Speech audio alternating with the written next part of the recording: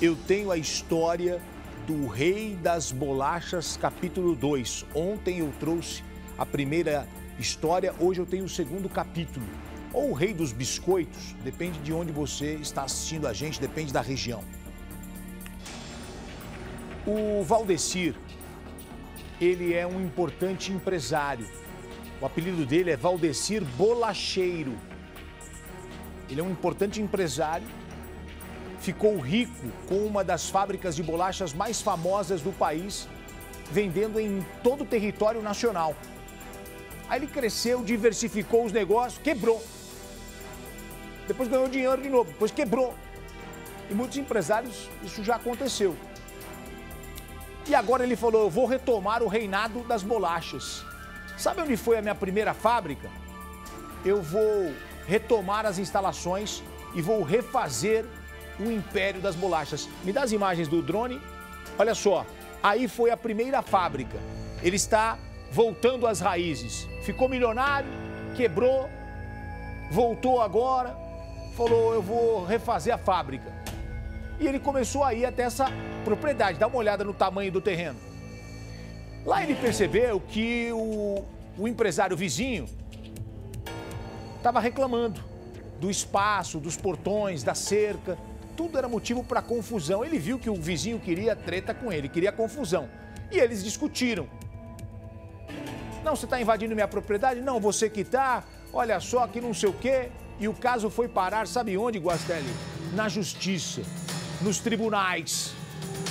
Marcaram audiência para agora. O Valdecir não apareceu. O Rei das Bolachas não apareceu na audiência. Por que ele não apareceu? No meio do caminho, o carro dele foi interceptado. Tiros, vários. Ele é morto. Já o vizinho comparece na audiência, tá vendo? Ele não respeita a justiça, ele não veio na audiência. Essa eu vou levar. E ele sai da audiência como vencedor, porque o Rei das Bolachas não apareceu. Só que a polícia começa a investigar a morte do Rei das Bolachas e descobre que o vizinho estava por trás do crime e agora ele foi preso. Olha esse detalhe que eu vou chamar a sua atenção. O vizinho mapeou o caminho da fábrica até o fórum. E viu que não tinha câmera. E realmente não tinha. E ele falou, eu vou pegar ele na esquina e não tem câmera, ninguém vai ver. Coloca a imagem, por favor, da caminhonete aparecendo. Ó, congela essa imagem para mim, congela essa imagem. Parou. Ele não viu que tinha a câmera dentro da propriedade, o portão está aberto. Se o portão está fechado, ninguém vê. Ele deu azar que tem uma câmera e o portão está aberto. Ou nem tem portão ali, mas consegue mostrar lá fora. Olhando por fora não tem câmera. Essa câmera interna nesta propriedade flagrou o carro do empresário, essa picape, passando pelo local do crime. E agora a casa caiu. Reportagem número 2 na tela do Cidade. Vamos ver. A Montana preta, sem placas, usada por um assassino. A imagem essencial para a polícia. O que você vai ver são depoimentos e detalhes exclusivos da investigação do assassinato do empresário Valdecir Custódio Lopes. A testemunha que ouviu os tiros correu desesperadamente e viu a picape em fuga. De repente a gente escutou mais ou menos uns seis tiros, mais ou menos. Deu uma parada e foi mais uns 4 tiros. Então eu saí primeiro no portão e eu vi que saiu um carro preto. Se tratava de uma Montana preta, que foi mostrado para as senhoras. É esse carro. Esse carro. E como foram os últimos minutos de vida relatados pela namorada da vítima. Tirei o lixo do banheiro e vim na escada para jogar o lixo para baixo e uma roupa dele estava suja. Aí ele olhou em mim assim, saindo, e falou assim, eu tô indo lá, você quer ir comigo? Eu falei, não, vai lá, sai rapidinho. E aí eu subi de volta. No que eu subi de volta, para alugar uma passadinha de pano aqui no quarto. Daí eu escutei os estampidos, mas eu dava a impressão que era batida, assim, sabe?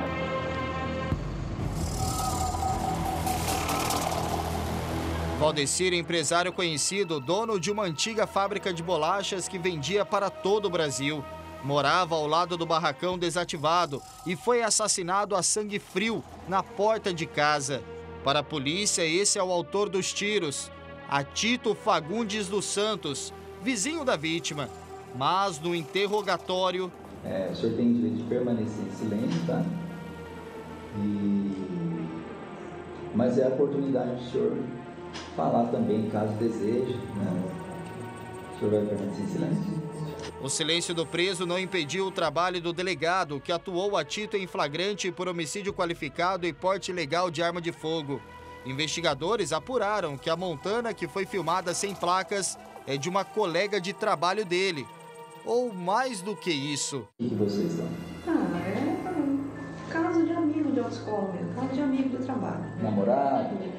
Não chega a ser namorado. A gente é ficante, vamos dizer isso, mas é muito de vez em quando. Eles trabalham juntos em Congoinhas, perto de Nova Fátima, cidade tranquila do norte do Paraná, onde aconteceu o homicídio. A mulher foi ouvida para explicar como a caminhonete dela foi filmada na cena de uma emboscada fatal. Ao delegado, disse que a Tito pegou o veículo para levar a uma oficina mecânica. Ele tinha comentado comigo, na verdade, porque de vez em quando ele anda com a caminhonete, não é problema nenhum de fazer isso. E é ele que leva para mim, mecânico, quando é preciso, ele corre atrás dessas coisas, ele é um amigão nessa parte. E ele falou que ia levar minha caminhonete para arrumar a correia da caminhonete, que estava arrebentada, tendo um barulho estranho. O escapamento está furado, então muita coisinha a gente decidiu arrumar. E foi justamente na oficina que a montana foi encontrada. Policiais analisaram câmeras de segurança de toda a cidade, descobriram a placa e chegaram até a dona, que disse onde a picape estava. Dentro, 2 pistolas e uma espingarda calibre 12, todas carregadas. O que mais chamou a atenção foram munições deflagradas, encontradas perto do freio de mão e no chão, embaixo do banco. Calibre 38, o mesmo de cartuchos que estavam ao lado do corpo de Valdecir.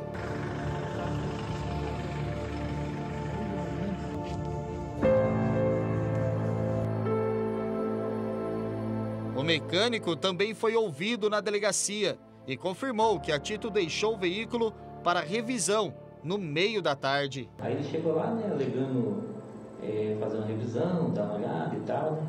E como ele já levava os carros para me arrumar... Ele quem, no caso? O Tito. O Atito.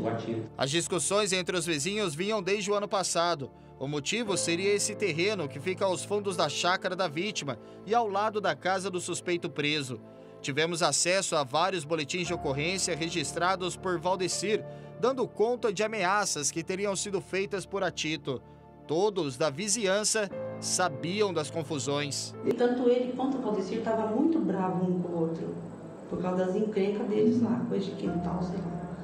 O registro mais grave antes do assassinato foi em 1º de maio do ano passado. Valdecir procurou a polícia dizendo que estava filmando uma cerca danificada e Atito teria pegado uma arma, disparado várias vezes contra ele e, na sequência, fugido do local. A PM chegou a ir até a casa do suspeito, mas a esposa alegou que seria uma ação em legítima defesa. Tantos casos de confusões foram parar na justiça, mas o assassinato aconteceu poucos minutos antes da primeira audiência. O irmão da ficante de Atito aguardava em um escritório de advocacia em Nova Fátima para ser ouvido na sessão como testemunha. O suspeito chegou e participou por videoconferência com o juiz, mas sem a presença de Valdecir, que já estava morto, a audiência foi cancelada. Ele chegou a pé. Perguntei de que ele veio, ele falou: vim de carona, não perguntei com quem também. A gente já entrou, esperou eles conectar o link da audiência. O Valdecir não apareceu, passou-se mais 10 minutos, lá não sei qual que é teve uns minutos que daí eles encerraram a audiência. Na sequência, o homem ofereceu uma carona para Tito voltar ao trabalho. Isso ele ligou para minha irmã. Que horas eram mais ou menos?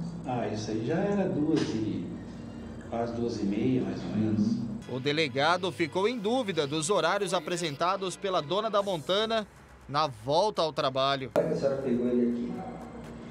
2h35 por aí. A senhora pegou ele e levou ele para onde? Para a autoescola. A gente foi direto para a autoescola porque eu tinha digital. E daí nós ficamos lá. Pensa melhor sobre aonde a senhora deixou ele, lá em Congonhas. Na autoescola. Comigo na autoescola. Ele desceu, ficamos ali. E ele desceu contando já pra gente o que tinha acontecido aqui. Que um cara foi lá, viu, mataram lá, fulano e tal, não sei o quê. Ele deixou a caminhonete lá por volta das 15 horas. Aonde? Congonhas. Essa testemunha já foi ouvida. Então não está batendo a sua versão. Valdecir da Bolacheira, como era conhecido, deixou 4 filhos. No velório, inconsolados, conversaram com a nossa equipe e garantem que vão lutar por justiça. Eu acredito que o Atito não cometeu esse crime sozinho, eu acredito que tem outras pessoas, foi em concurso, e que venha à tona e que seja feita a justiça. Olha, eu estava conversando com o Luiz Callas, o meu editor executivo aqui, e ele estava me dizendo que ele se aprofundou na história, e ele que trouxe essa reportagem para a gente, uma ótima reportagem, inclusive. O que eu percebi, inclusive? Esse empresário, um cara simples, um cara bacana, trabalhador, gente boa, e a vida sorriu para ele, porque ele começou a fazer um trabalho com as bolachas, começou a fazer sucesso, e chegou uma época da vida dele que ele estava exportando bolacha para o Brasil inteiro. E ele começou a ganhar dinheiro. Só que como muitos empresários nesse país, porque ser empresário nesse país não é fácil, né?